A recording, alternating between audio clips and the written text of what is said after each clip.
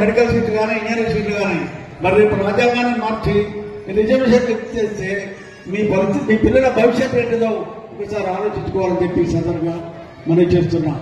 ఇక పెద్దలు జీవన్ రెడ్డి గారు గత 42 సంవత్సరాల నుండి ఈ ప్రాంతంలో ఉంటూ ఇక్కడ మనం సేవలు అందిస్తున్నాడు. ఆయన ఓడినా గెలిచినా మీ ఇక్కడ ఇచ్చినట్టయితే ఇవాళ ఒక మంత్రిగా మనకు ఎన్నో అభివృద్ధి పనులు జరిగేది. మన అదృష్టం కొద్దీ ఆయన అడుగుపోయినా కానీ కోటి రూపాయల నిధులు కేటాయించిన ఘనత వారికి దక్కింది. ఇవన్నీ మీరు ఆలోచించాలి. దేవాలయాన్ని ఎవరు కాపాడుతున్నారు, దేవాలయ భూములు ఎవరు కాపాడుతున్నారు. ఇవాళ ధరూర్ క్యాంపు భూమి కాపాడితే అక్కడ మెడికల్ కాలేజ్ వచ్చింది, ఇవాళ అక్కడ కలెక్టర్ ఆఫీస్ వచ్చింది. ఇవాళ ఈ రామాలయం ఏరియా భూములు కాపాడితే ఇక్కడ రామాలయం అయింది. ఆయన ఎప్పుడు గవర్నమెంట్ మరి ఆయన అలాంటి నిజంగా అటువంటి వ్యక్తి మనకు అదృష్టం. కాబట్టి మిత్రులారా, మన ఊరు వాడు, మన ప్రాంతం వాడు, మన జగిత్యాల వాసి ఇప్పుడు ఎదురుగా ఉన్న బీజేపీ వాళ్ళు కానీ ఆయన ఇక్కడోడు కాదు. ఇక బీఆర్ఎస్ పార్టీ తాళ్ళేని గోపురం ఆయనకి ఇక్కడ లేదు, అక్కడ లేదు, దానికి ఎవరు లేడు. ఆ బీఆర్ఎస్ పార్టీ గతమైపోయింది. ఏమైనా పోటీ అనేది మనకు బీజేపీకి ఉంటుంది. ఆ బీజేపీ వాళ్ళు కూడా నిజామాబాద్ వాళ్ళు వాళ్ళు ఇక్కడ ఉండరు. కాబట్టి మనకు అందుబాటులో ఉన్న వ్యక్తిని మనం గెలిపించుకుందామని చెప్పి కోరుతూ ఈ అవకాశం కల్పించిన మీ అందరూ కూడా ధన్యవాదాలు తెలియజేస్తూ సెలవు తీసుకుంటున్నాం. జై హింద్, జై కాంగ్రెస్.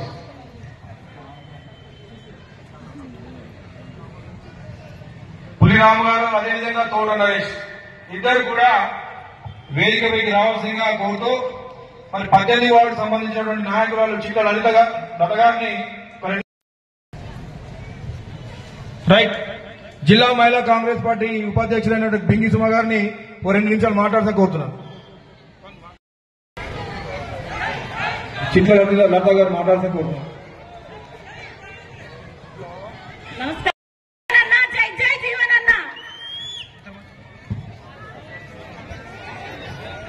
ఎక్స్ కౌన్సిలర్ హనుమాల చంద్రం గారు అదేవిధంగా సిరిపురం మహేందర్ అడ్వకేట్ గారు వేదికపైకి కావాల్సిన కోరుతున్నాను. మహేష్ గారు దయచేసి అధికారులు కాంగ్రెస్ పార్టీ నాయకులు ఎవరైతే ఉన్నారో వేదికపైకి రావాల్సిందిగా సందర్భంగా కోరుతా ఉన్నాను. దయ ఉంచి ఇది మన కార్యక్రమం, ఏమైనా పొరపాటు జరిగితే కూడా క్షమిస్తారనేటువంటి ఒక భావన వ్యక్తం చేస్తూ మన ప్రాంతం మన వార్డు నాయకుడైనటువంటి పెద్దలు గౌరవనీయులు సీనియర్ కాంగ్రెస్ పార్టీ నాయకులు అడ్వకేట్ అయినటువంటి బండ భాస్కర్ రెడ్డి గారు ఒక 2 నిమిషాలు మాట్లాడుతూ కోరుతా ఉన్నాం.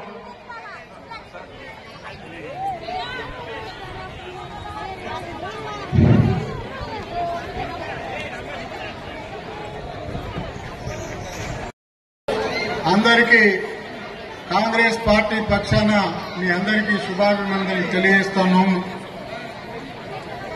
ఈ దేశంలో ముఖ్యంగా భారతదేశం మొత్తం 7 విడతలుగా 17వసారి సార్వత్రిక ఎన్నికలు జరుగుతూ ఉన్నాయి. మనం పార్లమెంట్ మెంబర్లకి ఓట్లు వేయాల్సిన అవసరం 13వ తేదీ నాడు ఉంది, ఇదే నెలలో. అందుకోసమే మరి మనం అందరం ఈ సమావేశాన్ని ఏర్పాటు చేసుకున్నాం.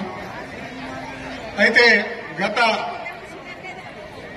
తెలంగాణ రాష్ట్ర శాసనసభకు జరిగినటువంటి ఎన్నికలలో 10 సంవత్సరాల కాలం పులి నోట్లో తలబెట్టి నేను తెలంగాణ తెచ్చినా అని చెప్పి అమరవీరుల పునాది, అట్లాగే 15 లక్షలు నల్లధనం తీసుకొచ్చి మీ ఖాతాలను లేపుతాం, తర్వాత అందరికీ Beti Padhao Beti Bachao skill India make in India అని చెప్పి ఎన్నో కథలు చెప్పినారు. 10 సంవత్సరాలు గడిచింది, ఎక్కడేం లేదు, ఏం చేసే పరిస్థితి లేదు. మళ్లీ ఎన్నికలలో గెలవాలంటే ఏదో రకంగా ప్రజలను మభ్యపెట్టి తిరిగి అధికారంలోకి రావడానికి బీజేపీ ప్రయత్నిస్తుంది. అందుకొరకు మీరందరూ అప్రమత్తంగా ఉండాలి. దేశమంతా రాహుల్ గాంధీ పర్యటించి పాదయాత్ర చేసి కాశ్మీర్ నుంచి కన్యాకుమారి వరకు, మణిపూర్ నుంచి ముంబై వరకు ప్రజలందరూ ఈ దేశంలో కులాలకు, మతాలకు, ప్రాంతాలకు, భాషకు అతీతంగా మున్సిపల్ మాజీ వైస్ చైర్మన్లు గిరినాభూషణం దేశాయ్ గారికి, గంగారా చైర్మన్ చంద్రశేఖర్ మాజీ చైర్మన్, మా ప్రియమిత్రుడు సోదరుడు మొగిలి కౌన్సిలర్ గారిని వేదికపైకి రావాల్సిందిగా కోరుతూ ఇప్పుడు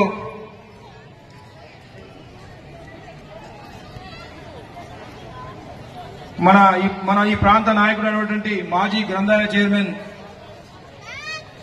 అన్నను మా డాక్టర్ గారిని చంద్రశేఖర్ గౌడ్ మాట్లాడదని కోరుతున్నాను. వేదిక మీద ఉన్న అలాగే మన యొక్క ప్రజా గొంతుక ప్రశ్నించే గొంతుకని మనం మన యొక్క మెంబర్ ఆఫ్ పార్లమెంట్ గా పంపినట్లయితే మన ప్రాంత సమస్యల పైన తను సుదీర్ఘంగా మాట్లాడి మనకు న్యాయం జరుగుతారు. కాబట్టి మీరందరూ కూడా దయతెలంచి మనకి ఇచ్చేటువంటి ఒక కాంగ్రెస్ పథకాలన్నింటినీ కూడా దృష్టిలో పెట్టుకుని అన్నగారిని అధిక మెజార్టీతో గెలిపించాలని చెప్పేసి మనస్ఫూర్తిగా మీ అందరికీ కూడా ప్రార్థిస్తూ ఉన్నాం. జై కాంగ్రెస్. సోదరుడు మొగలి కౌన్సిలర్ గారు దయచేసి ఒకటే నిమిషం. శ్రీధర్ బాబు గారు మంత్రి గారు ఇక్కడ దాకా 5 నిమిషాల్లో మనకు ఈ యొక్క సభా ప్రాంగణానికి వచ్చేస్తున్నారు. కాబట్టి మొగలి గారు ఒక్కటే. థ్యాంక్స్ అన్న. ఈరోజు జమ్మిగద్ద దగ్గర ఉన్న కార్నర్ మీటింగ్ కు సభాధ్యక్షుడికి మరియు మీకు చాలా అనుభవం ఉంది కాబట్టి ఒకటే ఒక నిమిషం మాట్లాడితే మేము సంతోషానికి స్వాగతం సుస్వాగతం పలుకుతూ, అదేవిధంగా జిల్లా కాంగ్రెస్ పార్టీ అధ్యక్షులు ధర్మపురి శాసనసభ్యులు ప్రభుత్వం ఇప్పైనటువంటి పెద్దలు గౌరవనీయులు అడ్లూరి లక్ష్మణ్ కుమార్ గారిని కూడా వేదికపైకి రావాలని కోరుతా ఉన్నాను. మరొకసారి శ్రీధర్ బాబు గారిని పెద్దలు గౌరవనీయులు వారిని వేదికపైకి రావాల్సిందిగా కోరుతూ, కొంచెం దయచేసి అందరూ పక్క జరిగితే బాగుంటుంది. కొంచెం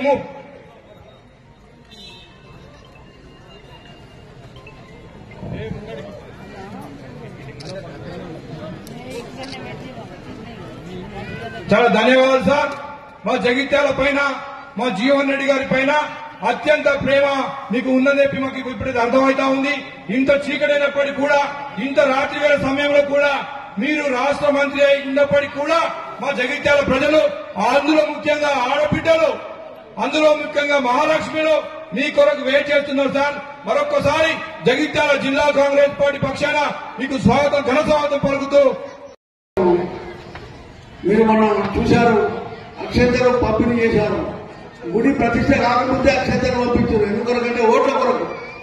గుడి ప్రతిష్ట అయినాక ఇప్పుడు అక్షంతరం పంపిస్తే వాళ్ళని భక్తున్నట్టు, నిజమైన దేవుడు అక్షంతరం మనకు వచ్చినట్టు.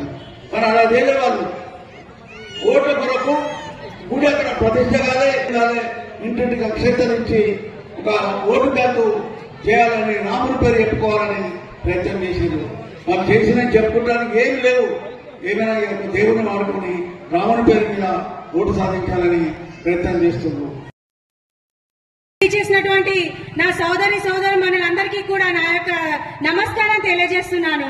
మరి ఈ రోజు ముఖ్య కారణం ఏంటంటే మన జీవనన్న గెలుపు. ఆయన గెలుపు కోసం మనం అహర్నిశలు కృషి చేస్తున్నాం. అలాంటి వ్యక్తి మరి ఈ పార్లమెంట్ లో మరి గెలుపొందాలని చెప్పేసి అని మనస్ఫూర్తిగా కోరుకుంటున్నాను. మరి ఆయన చేసినటువంటి పథకాలు చాలా ఉన్నాయి. అలాంటి వ్యక్తి మరి మొన్నసార్లు ఓడగొట్టుకున్నాం కాబట్టి ఈసారి కూడా మరి మన పార్లమెంట్ లో మంచి మెజార్టీని తీసుకొచ్చే విధంగా, ఆయనని గెలిపించే విధంగా కృషి చేయాలని చెప్పేసి ప్రతి ఒక్కరిని కూడా పేరు పేరున కోరుకుంటున్నాను. ధన్యవాదాలండి. వచ్చిన ప్రజలందరికీ, అక్కలకు, అన్నలకు, తమ్ముళ్లకు, చెల్లెళ్లకు, అవ్వలకు అందరికీ పేరు పేరున ధన్యవాదాలు తెలియజేస్తున్నాను. ముఖ్యంగా నా వార్డు ప్రజలందరికీ ధన్యవాదాలు తెలియజేస్తున్నాను. నేను ఇక్కడికి వచ్చింది ఏంటంటే మీ అందరు వచ్చింది జీవనన్న కోసమే. జీవనన్న ఉన్నది జగిత్యాలంటే జీవనన్న అంటే జగిత్యాలు అందరికీ తెలిసే. కానీ ఒక్కసారి జీవనన్నను కోల్పోయినందుకే మనం ఇంత కష్టపడుతున్నాము. ఒక్కసారి జీవనన్నకు మళ్ళీ అవకాశం ఇచ్చి చూడండి. అప్పుడు జీవనన్న అంటే ఏంటి, జగిత్యాలంటే ఏంటి అని ప్రతి ఒక్కరికి తెలుస్తుంది. ఒక్కసారి జీవనన్న ఓడిపోతే మన మొహాల్లో తెల్ల మొహాలు లేవు. ఇప్పుడు ఒక్కసారి అవకాశం ఇచ్చి చూడండి. అమ్మలారా, అక్కలారా, అన్నలారా, ప్రతి ఒక్కరికి జీవనన్న అంటే జగిత్యాల ఎంత వైభోగం ఉంటుందో, జగిత్యాల అంటే ఎలా వెలిగిపోతుందో తెలుస్తుంది. ప్రతి ఒక్కరు ఏం మాట్లాడుతున్నారంటే పల్లెలలో ఓట్లు వచ్చినాయి, జగిత్యాలలో ఓట్లు రాలేవు అంటున్నారు. కానీ మా 18వ వార్డు నుంచి ఒక్క ఓటు పోకుండా వచ్చింది. అందుకు వారందరికీ కృతజ్ఞత తెలియజేస్తున్నాను. ఎమ్మెల్యేగా ఓట్లు వచ్చినాయి, ఎంపీకి నిలబడ్డా ఓట్లు వస్తాయి. ఏ మనిషి నిలబడ్డా చేత గుర్తు అంటే ఓటేసి అంత వ్యక్తులు మా వార్డు అని చెప్పుకోవడానికి గర్వపడుతున్నాను నేను. ప్రతి ఒక్క మహిళ చేతి గుర్తు అంటే జీవనన్న అంటే చేతి గుర్తు అని చెప్తున్నారు. ఎందుకంటే జీవనన్న ప్రతి ఒక్కరికి పొద్దున్న లేస్తే 7 గంటలకే ఇంటి ముందు కనబడతాడు. మనకు ఎంపీ అరవింద్ ఎవ్వరు గాని మనకు పరిచయాలు లేరు. మనకు ఉన్నది జీవనన్న కోసం మనం ఏమైనా చేయగలగాలి. కనీసం జీవనన్న కోసం ఒక్కసారి ఓటేయండి. 13వ తేదీ నాడు బూత్కెళ్లి మన చేతులు మనం చూసుకుందాం. చూసుకున్న తర్వాత ఏంటంటే అన్నం పెట్టే చేతులు ఎప్పటికీ మర్చిపోవద్దు. ఇందిరమ్మని మర్చిపోయి కాంగ్రెస్ ను మర్చిపోతే మనకు అన్నం దొరకదు. కాబట్టి ఇందిరమ్మ గురించన్నా ఆలోచించి ఒక్కసారి జీవనన్నను పెద్ద ఆయన ఇంత కష్టపడుతున్నాడు, పెద్ద ఆయనకు ఏమైనా చేద్దాము అనుకుంటే ఈ ఓటు వేస్తేనే మనం పెద్ద ఆయనను నిలబెట్టుకోగలుగుతాము. అందుకే ప్రతి ఒక్కరికి పేరున చిన్న తెలంగాణ కాంగ్రెస్ పార్టీ ఆధ్వర్యంలో టీపీసీసీ అధ్యక్షుడు రేవంత్ రెడ్డి గారు ప్రజాకంటక పాలనను దించాలని,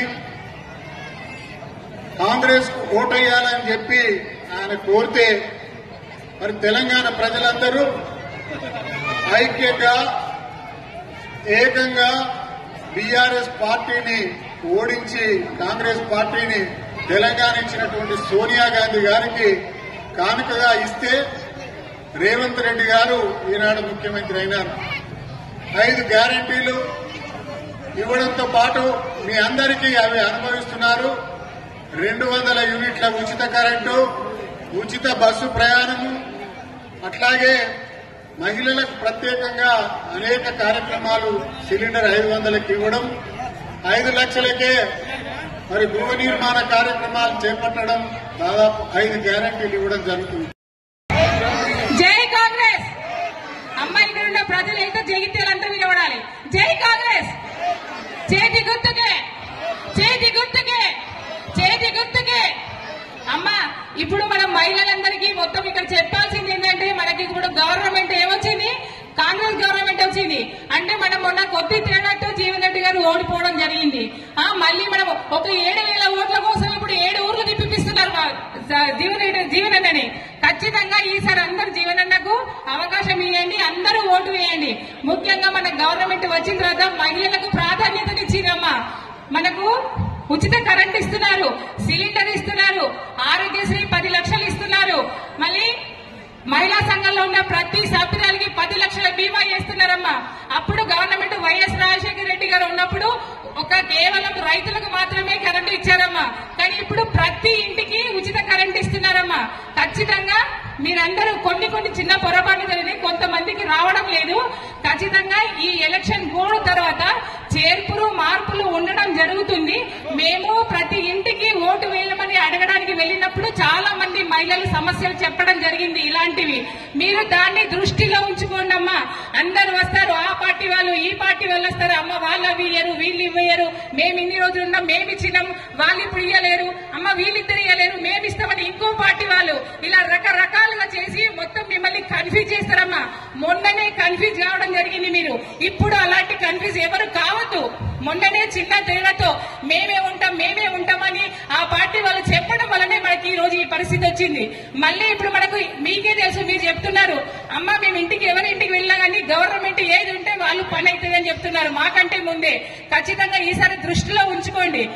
ముఖ్యంగా మనకి ఇక్కడ జీవనన్నకి ప్రతి ఒక్క సమస్య మీద అవగాహన ఉంది, మాట్లాడేంత శక్తి కూడా ఉంది. మనకి ఇక్కడ గవర్నమెంట్ వచ్చింది కాబట్టి పార్లమెంట్ లో ప్రతి ఒక్క సమస్య మీద కొట్లాడేటువంటి అవగాహన ఉంది కాబట్టి ఖచ్చితంగా జీవనన్నకు అవకాశం ఇవ్వండి. ఎవరు ఏం చెప్పినా నమ్మకండి. చేతి గుర్తుకే, చేతి గుర్తుకే. అమ్మా దయచేసి మళ్ళీ పేరున కోరుతున్నామమ్మా, మీ తరఫున కూడా అందరూ ఓట్లు వేయించండి. ఈసారి ఎవరు ఏ మాట చెప్పినా నమ్మకండి, మీరు కన్ఫ్యూజ్ కాకండి. ఈసారి చేతి గుర్తు చూసి నొక్కండి అమ్మా ప్రతి ఒక్కరు.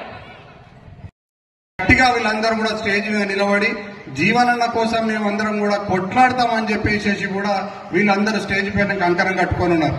ఇవాళ మేమందరం కానీ ఇక్కడ కింద ఉన్న వాళ్ళందరినీ కూడా మిమ్మల్ని అందరినీ కూడా అభ్యర్థన చేస్తున్నాం.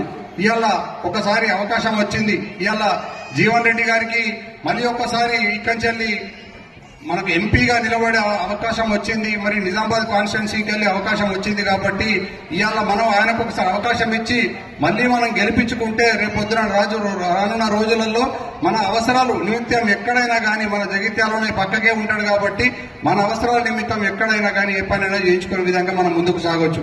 మేమందరం కూడా మిమ్మల్ని అందరం మళ్ళీ కోరుతున్నాం. ఇవాళ గత మొన్న అసెంబ్లీలో ఏం జరిగిందో దయచేసి ఎవరు కూడా ఆలోచన చేయకండి. అది అయిపోయిందేదో అయిపోయింది. కానీ ఈసారి ఎంపీ ఎలక్షన్లు ఇవాళ మన స్థానికుడు జీవన్ రెడ్డి గారికి అక్కడ మోడీ గారికి మధ్యలో పోట్లాట అని చెప్పి నేనైతే గట్టిగా నమ్ముతున్నాను. ఎందుకంటే ఇవాళ జీవన్ రెడ్డి గారి పేరు వినబడుతున్నది. ఎవరితో కొట్లాడుతున్నారు అని అంటే మోడీ గారితో కొట్లాడుతున్నారు అంటున్నారు. ఎక్కడన్నా అరవింద్ గారి పేరైతే వినబడతలేదు. అరవింద్ గారిని సొంత బీజేపీ కార్యకర్తలే వాళ్ళు అసహించుకుంటున్నారు, ఏవగించుకుంటున్నారు. ఇలా చాలా మందికి అన్ని గ్రూపులలో కూడా మనం చూస్తున్నాం. ఆయన ఎవరిని కన్ను మిన్ను కానడని చెప్పేసి ఎవరిని పట్టించుకోవడని చెప్పి సొంత బీజేపీ కార్యకర్తలే ఆయన అందరికీ దూరం పోతా ఉన్నారు. మరి అదే మన జీవన్ రెడ్డి గారికి వచ్చే వరకు అందరు కార్యకర్తలు కూడా మొత్తం మంది మేముంటాము నీ వెనక మేమున్నాము అని చెప్పేసి ఇంత పెద్ద సైన్యం ఆయన వెంబడ నిలబడి మేము జీవన్ రెడ్డి గారిని గెలిపించుకుంటామని చెప్పి నిజంగా కూడా ఇలా ఇంతమంది కష్టపడడం మాకందరికి కూడా నచ్చుతున్నాయి. కానీ ఒక విషయం మాత్రం ఇక్కడ వచ్చిన జనాలందరికీ కూడా ఒకటే విషయం చెప్పదలుచుకున్నా. ఇవాళ బీజేపీ వాళ్ళు ఇవాళ కాంగ్రెస్ వాళ్ళు రెండు పరంగా చూస్తే మనం ఎందుకు కాంగ్రెస్ కేయాలి, ఎందుకు బీజేపీ వాళ్ళకి ఏదో ఒక విషయం చెప్పి నేను ముగిస్తాను. ఇవాళ బీజేపీ వాళ్ళు ఏమని అంటున్నారంటే మాకు 400 సీట్లు ఇండ్రి మేము రాజ్యాంగాన్ని మొత్తం రూపులేకుండా మారుస్తామని చెప్పి అంటున్నారు. ఇవాళ మరి అదే బీజేపీ వాళ్ళు నామరూపాలు లేకుండా ఇవాళ రాజ్యాంగాన్ని మారుస్తే మరి మాకున్న రిజర్వేషన్లు ఎవరిస్తారు అని చెప్పి బీజేపీ వాళ్ళని మేము ప్రశ్నిస్తున్నాం. ఇవాళ మేము బడుగు బలహీన వర్గాల అందరం కూడా ఎస్సీ ఎస్టీ మైనారిటీ వాళ్ళందరం కూడా ఇవాళ మేము చదువుకున్నామంటే ఒక ఉద్యోగం వచ్చిందంటే రేపొద్దున మా పిల్లగాళ్లకు స్కాలర్షిప్ వస్తుందంటే ఇవన్నీ కూడా రిజర్వేషన్ల ద్వారానే మేము సాధించుకున్నాం కదా. ఇన్ని రోజులు గత 50-60 సంవత్సరాలకెళ్ళి మేము ఆ రిజర్వేషన్ల పైన ఆధారపడి మా బతుకులు బాగుపరుచుకున్నాం కదా. మరి ఇవాళ అట్లాంటి రిజర్వేషన్లు మేము ఎత్తివేస్తామని బీజేపీ వాళ్ళు చెప్తున్నారు. మరి వాళ్ళని నమ్ముదామా? ఇవాళ నిజంగా కూడా ఆలోచన చేయండి. మన పిల్లగాళ్ళు చదువుకునే వాళ్ళు ఉంటారు, రేపు రోజున హైదరాబాద్ లో చదువుకుంటారు. ఆ చదువుకునే పిల్లగాళ్ళు స్కాలర్షిప్ రావాలి. మరి ఇవాళ బీజేపీ వాళ్ళు రిజర్వేషన్ ఎత్తేస్తామంటే ఆ చదువుకునే పిల్లగాడు స్కాలర్షిప్ లేకపోతే ఎట్లా చదువుకోవాలి? రేపు రోజున జాబ్ వస్తుంది, మరి వాళ్ళ 15% రిజర్వేషన్ లేకపోతే మన పిల్లగాళ్ళకు జాబ్ ఎట్లా రావాలి? మరి ఇవన్నిటికి పైన మనం అందరం కూడా ఆధారపడ్డది ఓన్లీ కూడా రిజర్వేషన్ పైన ఆధారపడ్డాము. దయచేసి ఒక్కసారి మీరందరూ ఆలోచన చేయండి. రాహుల్ గాంధీ గారు నేను కులగణన చేస్తాను, కులగణన చేసి బీసీలను ఎస్సీలను ఎస్టీలను మైనారిటీలను అందరినీ కూడా ఆర్థిక లావాదేవీలుగా వాళ్ళందరినీ కూడా వెన్నంటి ఉండి ప్రోత్సహించి వాళ్ళకి ఆర్థిక పరంగా మేమందరం కూడా వెసులుబాటు కల్పిస్తామని చెప్తున్నారు. దయచేసి ఇది ఒకటి గమనించండి. ఇక్కడ చదువుకున్న వాళ్ళు చాలా మంది ఉన్నారు. నిజంగా కూడా మీరు మనసులలో ఇక్కడ పోయిన తర్వాత కూడా మీరు ఆలోచన చేయండి. రిజర్వేషన్ ఇస్తా అన్న రాహుల్ గాంధీ కాంగ్రెస్ నమ్ముదామా, రిజర్వేషన్లు ఎత్తేస్తామన్న బీజేపీని నమ్మదామా? మీరు ఆలోచన చేసుకోండి. ఇంతే ఒక్కసారి వేరే ఏ విషయం పైన మనం మాట్లాడవచ్చు.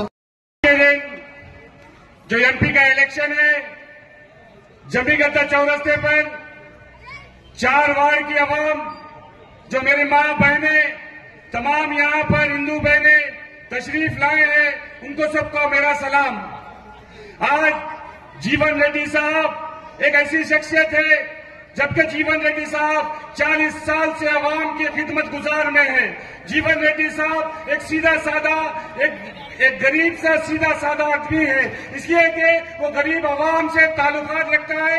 गरीब आवाम को जब भी जरूरत पड़ती है हमारे खायक फौरी जगह वहां पहुंचाते हैं। जब भी जरूरत पड़ी, अगर दवाखानों का मामला हो, अगर डबल बेडरूम का मामला हो, अगर आप लोगों को पेंशन दिलाने का मामला हो, अगर कोई हॉस्पिटल के अंदर पोस्टमार्टम करने का मामला हो, ऐसे कई मामलों के अंदर जीवन रेड्डी साहब ऐसी शख्सियत है कि वो दवाखाने के अंदर हो या आपको जो भी जरूरत पड़ी, कहां भी जरूरत पड़ी, वहां आने के लिए तैयार रहने वाला शख्स जीवन रेड्डी साहब है। और हमारे को ये चौरस्ते के अंदर ये 4 वार्ड के जिम्मेदार और लेडीज मेरी बहनों को ये बोलना चाह रहा हूं कि जीवन रेड्डी साहब कहीं दूर नहीं रहते। जीवन रेड्डी साहब आपसे 4 कदम दूर पे उनका घर है। और आने वाले दिनों के अंदर 13 तारीख के दिन जो पोलिंग है, हमारे हरदिल अजीज जीवन रेड्डी साहब जो एमपी को कांटेस्ट कर रहे हैं, वो एमपी को कांटेस्ट इसलिए कर रहे हैं कि तमाम जबकैल की आवाम पर भरोसा करते हुए वो इलेक्शन कांटेस्ट कर रहे हैं। मैं आप तमाम लोगों से ये गुजारिश करता हूं, मेरी मां बहनों से ये गुजारिश करता हूं कि अव्वलीन वक्त सुबह के वक्त फजर की नमाज पढ़ने के बाद से 7 बजे पोलिंग बूथ पर जाए और पोलिंग बूथ पे पहला जो उनके पोलिंग बूथ पे 3 नंबर पे उनका जीवन रेड्डी साहब का फोटो रहती और हाथ का निशान रहता। मेरी महामंडलों से गुजारिश करता हूं कि एक एक वोट आज करोड़ों रुपए की अहमियत रखता है, इसलिए कि हमारी जंग मोदी साहब से जीवन रेड्डी साहब की जंग हो रही है। आप तमाम हजरात से अगर मोदी को हटाना है तो हमारा एक एक वोट जीवन रेड्डी साहब के हक में इस्तेमाल करना है। ఎందుకంటే జీవన్ రెడ్డి గారు మనందరికీ సుపరిచితులు. 45 సంవత్సరాలుగా జగిత్యాల ప్రాంతంలో జీవన్ రెడ్డి గారు పేరు అనేది ఒక బ్రాండ్. జీవన్ రెడ్డి అంటేనే ఒక బ్రాండ్. అన్నా అంటే నేనున్నా అనేటువంటి ఒక మన ఆత్మ బంధువు జీవన్ రెడ్డి గారు. అలాంటి జీవన్ రెడ్డి గారు మొన్న పొరపాటున ఓటమి చెందడం మనందరికీ కూడా తీవ్రమైనటువంటి నష్టం అని చెప్పేసి నేను చెప్తున్నాను. ఎందుకంటే తను పేదలు గాని అన్నార్థులు గాని ఏదైనా పని మీద పోయినట్లయితే ఖచ్చితంగా పనిచేసేటువంటి ఒక వ్యక్తి, అలాగే స్థానికంగా ఉండేటువంటి ఒక వ్యక్తి.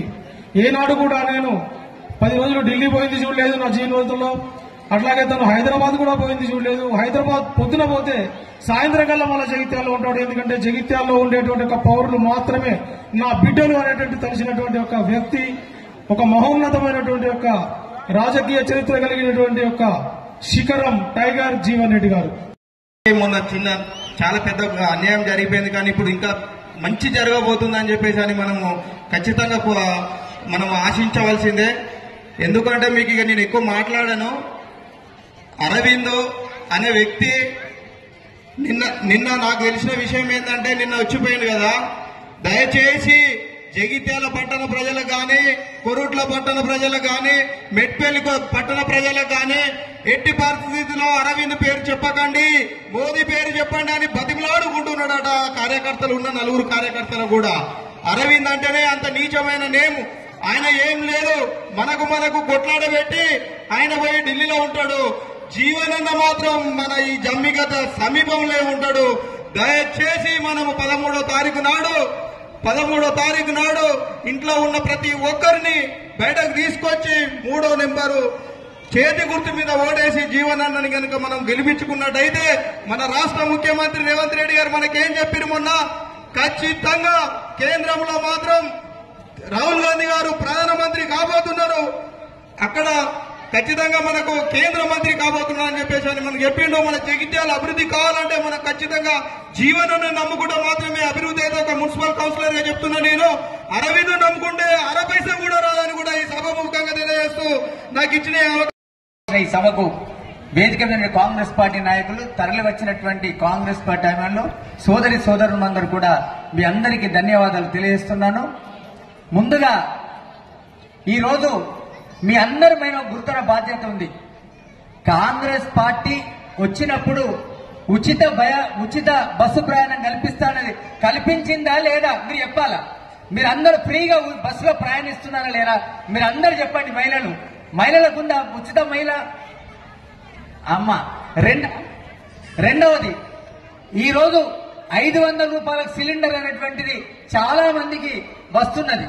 ఇంకా కొంతమందికి బ్యాంక్ లో డబ్బులు పడడం లేదు.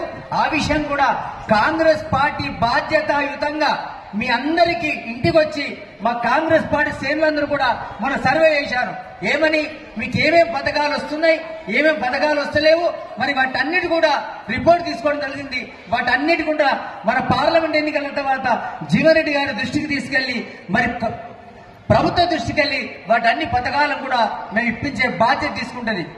ఒకటే విషయం చెప్తున్నా, ఈ రోజు పార్లమెంట్ ఎన్నికలంటే ఏదో ఆషామాషి కాదు. మనం వార్డు కౌన్సిలరో చైర్మనో కాదు. భారతదేశ రాజ్యాంగంలో అత్యున్నత సభ ఏదంటే పార్లమెంటు. మనం చేసి పెట్టాలి అని అంటే ఎవరు చేయాలి? మరి జీవనన్న మాత్రమే చేయాలి. ఇప్పటికీ అక్కడ 4000 ఇళ్లకు ట్రాన్స్ఫార్మర్లు చేయించి పెట్టిర్రు. మరి రోడ్లు కూడా అవుతున్నాయి. మరి ఇంకా సౌకర్యాలు ఏవైతే ఉన్నాయో అవన్నీ ఇప్పుడు కాబోతున్నాయి. ఒక 3 నెలల అవన్నీ అయిపోతాయని మీ అందరికీ చెప్పడం జరుగుతుంది. ఇంకొక విషయం ఏంది అని అంటే, బీజేపీ నాయకులు ఒక విషయం మాట్లాడుతున్నారు. మన ఎంపీ అభ్యర్థి ఎవరైతే జీవన్ రెడ్డి గారు ఉన్నారో ఆయనకు అన్ని పదవులు ఆయనకే కావాలి, ఎమ్మెల్యే కావాలి, ఎమ్మెల్సీ కావాలి, ఎంపీ కావాలి. వీరైతే రానున్న రోజుల్లో జడ్పీటీసీ కూడా ఆయనకే కావాలని చెప్పేసి ఒక మాట మాట్లాడారు. ఒకటే నేను చెప్పాలనుకుంటున్నా, ఆయన పదవులు అనేది ఏదో ఆస్తులు సంపాదించుకోవడానికి కాదు, కేవలం మన ప్రజాసేవ కోసం మాత్రమే పోటీలో నిలబడుతున్నారు.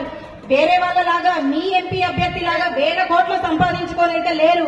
అది కాకుండా ఇవాళ అమిత్ షాతో పొత్తు అయితే పెట్టుకోలేదు. దయచేసి అట్లాంటి పాడు బుద్ధి అయితే మాకైతే లేదు. అట్లాంటి పొత్తులు పెట్టుకొని వేల కోట్లు సంపాదించే అలవాట్లు అయితే మాకైతే లేవు.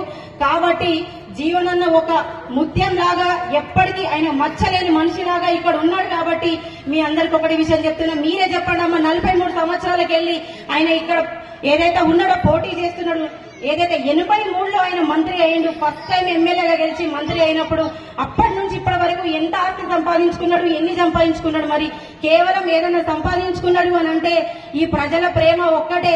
మరి ప్రజలందరికీ ఏమివ్వాలని అనుక్షణం ఆయన ఆలోచిస్తున్నాడు. కేవలం నేను ప్రజలకు సేవ చేయాలనే ఆలోచనతోటే ఇంకా ఉన్నాడు. ఇవాళ నిజామాబాద్ నుంచి ఇక్కడ వరకు పరిగెడుతున్నాడు. ఒక యువకుడు లాగా 30 సంవత్సరాల యువకుడు ఎట్లా పరిగెడుతున్నాడో అట్లా పరిగెడుతున్నాడు. 70 వయసు కూడా దాటిపోయింది ఆయనకి, అయినా గాని పరిగెడుతున్నారు. ఇంకొక విషయం చెప్తా, ఏమంటున్నారంటే కాంగ్రెస్ ప్రభుత్వం అధికారంలోకి వస్తే మరి మన బంగారం అంతా తీసుకుంటారు, మన పుస్తలు లాక్కుంటారు, మరి మన ఆస్తులన్నీ తీసుకుంటారని మాట్లాడుతున్నారు. 40-50 సంవత్సరాలకెళ్ళి కాంగ్రెస్ ప్రభుత్వంలో ఎంతమంది ఆస్తులు తీసుకున్నారు, ఎంతమంది బంగారం తీసుకున్నారు, ఎంతమంది పుస్తలు లాక్కున్నారు? మరి మీరందరూ చెప్పాలి. జీవన్ రెడ్డి గారి వయసు వారు ఇక్కడ చాలా మంది ఉంటుంటారు, వాళ్ళకు తెలిసే ఉండాలి. ఎందుకనంటే కాంగ్రెస్ ప్రభుత్వం పేదల ప్రభుత్వమే తప్ప ఎవరి ఆస్తులు తీసుకోవడానికి ఇక్కడ లేదు, ఎవరి పుస్తకాలు గుంజుకోవడానికి ఇక్కడ లేదు. ఇందిరాగాంధీ గారు ప్రధానమంత్రిగా ఉన్నప్పుడు ఆమె ఈ దేశం కోసం ప్రాణం త్యాగం చేసింది, ఈ దేశం కోసం బంగారం త్యాగం చేసిందే గాని ఎవరి బంగారాన్ని ఎవరి పుస్తకాన్ని గుంజుకోలేదు.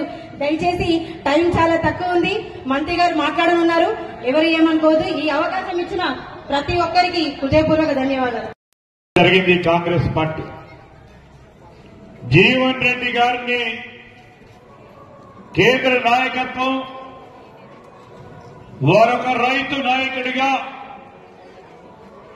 సామాన్య ప్రజానికానికి సేవా దృక్పథంతో నిరంతరం 24 గంటల్లో 18 గంటల నుంచి 20 గంటల వరకు నిరంతరం పేద ప్రజల గురించి అవసరం ఉన్న పనులు చేయాలని పేదల మదిలో ఉన్న వ్యక్తిని ఎంపిక చేసుకోవాలనే ఆలోచనతో మన అఖిల భారత కాంగ్రెస్ కమిటీ అధ్యక్షులు మల్లికార్జున్ ఖర్గే గారు, రాహుల్ గాంధీ గారు, సోనియా గాంధీ గారు ఆలోచన చేసి నిజామాబాద్ పార్లమెంట్ సభ్యుల్లో వీరుంటే ప్రాంత వాసులందరికీ న్యాయం జరుగుతుందని ఆలోచన చేసి కాంగ్రెస్ పార్టీ ఆలోచన చేసింది తప్ప వారంతట వారు పోయి నాకు టికెట్ కావాలని కోరలే. కాంగ్రెస్ పార్టీ కోరింది వారిని.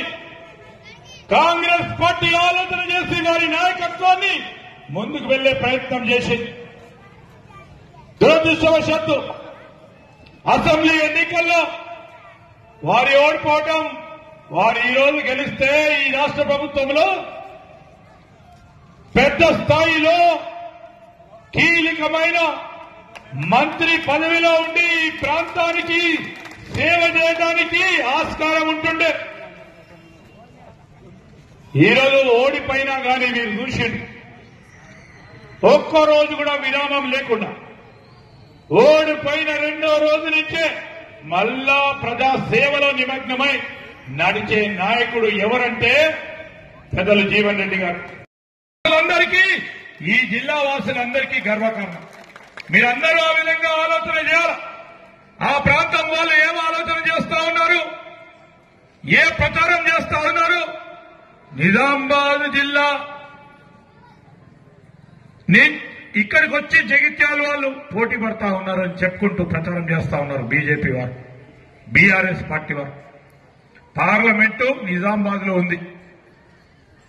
రాజ్యాంగ వ్యవస్థలో ఎక్కడ ఏ నియోజకవర్గానికి సంబంధించి ఆ నియోజకవర్గంలో ఉన్న పార్లమెంట్ లో నిలబడాలి. ఆ పార్లమెంట్ ఇక్కడ వస్తుంది కనుకనే వారు అక్కడికి పోయి నిలబడ్డారు. వారిని ఈ రోజు కూడా చెప్తా ఉన్నాం, కాంగ్రెస్ పార్టీ నాయకత్వం కరీంనగర్ లో నిలబెట్టాలని కూడా ఆలోచన చేసింది. కరీంనగర్ లో కూడా నిలబెట్టాలి.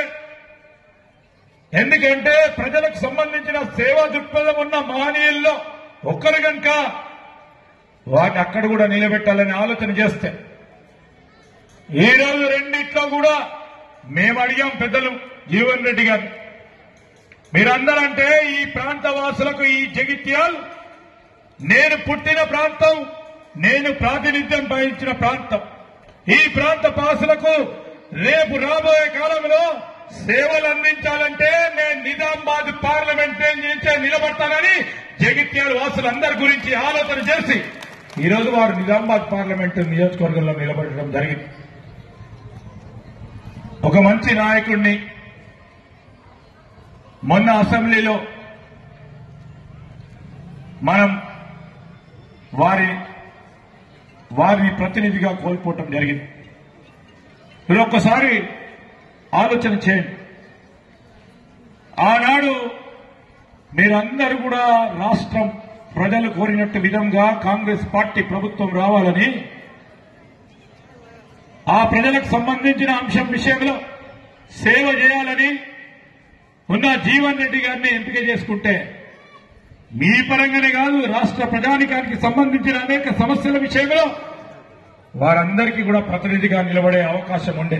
సరే, ఎందుకు చేస్తలేరని అడుగుతున్నారు బీజేపీ వాడు, బీఆర్ఎస్. సరే అడగండి, తప్పంటలు ఎందుకు మేము అడుగుతా ఉన్నాం. 10 సంవత్సరాల కాల హయాంలో వారు కేంద్ర ప్రభుత్వంలో ఉన్నారు బీజేపీ వాళ్ళు, రాష్ట్ర ప్రభుత్వంలో బీఆర్ఎస్ ఉంది.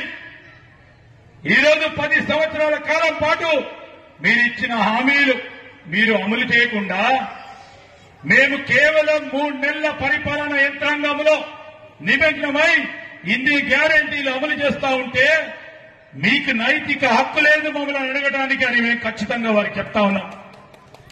మేం చెప్పినాం, ఇంటికి ప్రతి మహిళా సోదరిమణికి ఒక్కరికి 2,500 రూపాయలు మహాలక్ష్మి పథకాన్ని అమలు చేస్తామని చెప్పినాం. 400 రూపాయల పెన్షన్ ని అమలు చేస్తామని చెప్పినాం. ఈ మధ్యలో ఎన్నికలు వచ్చినాయి. ఎన్నికలు వచ్చిన నేపథ్యంలో గత ప్రభుత్వం ఆర్థికంగా ఈ రాష్ట్రాన్ని ఆ వ్యవస్థను అతలాకతలం చేసి ఇబ్బంది పెట్టి 7 లక్షల కోట్ల రూపాయలు అప్పు చేసిన తర్వాత దాని గాడిలో పెట్టే ప్రయత్నంలో కాంగ్రెస్ పార్టీ ప్రభుత్వం, ముఖ్యమంత్రి రేవంత్ రెడ్డి గారితో పాటు మా సహచర మంత్రివర్గ సోదరులు ఒక ప్రయత్నం చేస్తున్న ధర్మిల్లో ఈ 4-5 గ్యారంటీలు అమలు చేస్తూ రాబోయే కాలంలో 2,500 రూపాయలే గాని, పెన్షనే గాని, ఈ రోజు కళ్యాణ లక్ష్మి కింద తులం బంగారం ఇచ్చే ఏ మాట అయితే చెప్పినామో అవన్నిటిని కూడా అమలు చేసే కార్యక్రమం కాంగ్రెస్ పార్టీ బాధ్యత. ఇక్కడ ఉన్న పెద్దలు జీవన్ రెడ్డి గారి బాధ్యతగా వెనకాడకుండా ముందుకు తీసుకెళ్లే కార్యక్రమం చేస్తామని మీ అందరికీ మనవి చేస్తా ఉన్నాం. వెనకాడతలేం. ఈరోజు బీజేపీ వాళ్ళు, బీఆర్ఎస్ వాళ్ళు అడిగే ప్రశ్న చూస్తా ఉంటే పుట్టగానే ఆ పిల్ల ఆ కొడుకో ఎందుకు నడుస్తలేదని అడుగుతా ఉన్నారు. సమయం 5 సంవత్సరాలు ప్రజలు మాకిచ్చి 5 సంవత్సరాల కాలంలో మీరు ఇచ్చిన హామీలు నిలబెట్టుకోవాలని ఆలోచన చేస్తే బీఆర్ఎస్ తోడు బీజేపీ వాళ్ళు ఇష్టారాజ్యంగా మేనిఫెస్టోలో పరంగా ప్రజలను పక్కదారి పట్టించి ప్రజలను మభ్యపెట్టి ఓట్లు దండుకుని చేస్తున్న ప్రయత్న భాగంలో ఈరోజు బీజేపీ వారిని నేరుగా ఈ జగిత్యాల పట్టణ వాసులకు సంబంధించిన మా యువకులు ఒక ప్రశ్న అడగండి. 2 కోట్ల ఉద్యోగాలు ప్రతి సంవత్సరం ఇస్తామని 10 సంవత్సరాల కాలంలో 20 కోట్ల ఉద్యోగాలు కల్పిస్తామని చెప్పిన బీజేపీ వారు యువతకేం చెప్తున్నారు? యువతకేం చెప్పేది లేదు. ఒక జెండా పట్టుకొని తిరుగు, దేశాన్ని కాపాడని చెప్తున్నారు. కానీ దేశానికి వెనుముకైన ఈ యువతకు సంబంధించి చదువుకు అర్థవంతమైన ఉపాధి కలిగేకుండా వారి పక్కదారి పట్టించే ప్రయత్న భాగంలో ఈరోజు యువతను పక్కదారి పట్టిస్తా ఉంటే ఏ ముఖం పెట్టుకొని ఏ నైతిక హక్కుతో ఈ రోజు యువత ముందుకొచ్చి మీరు ఓట్లు అడుగుతున్నారో చెప్పాల్సిన ధర్మం ఉందని చెప్తా ఉన్నాం. ఈరోజు రైతులకు సంబంధించి వారికి కావాల్సిన రైతు నష్టపోయినప్పుడు కనీస మద్దతు ధర, గిట్టుబాటు ధరకు దగ్గరలో మద్దతు ధర పెంచే యోచన ఆలోచన లేకుండా పెస్టిసైడ్స్, ఫర్టిలైజర్ ధరలు పెంచుతూ ముందుకు నడిచింది. సామాన్య ప్రజానికానికి ఉప్పు కొనుక్కోవాలన్నా, పప్పు కొనుక్కోవాలన్నా, బియ్యం కొనుక్కోవాలన్నా, టూత్ పేస్ట్ కొనుక్కోవాలన్నా, టూత్ బ్రష్ కొనుక్కోవాలన్నా అన్ని ధరలు ఆకాశాన్ని అంటినాయి.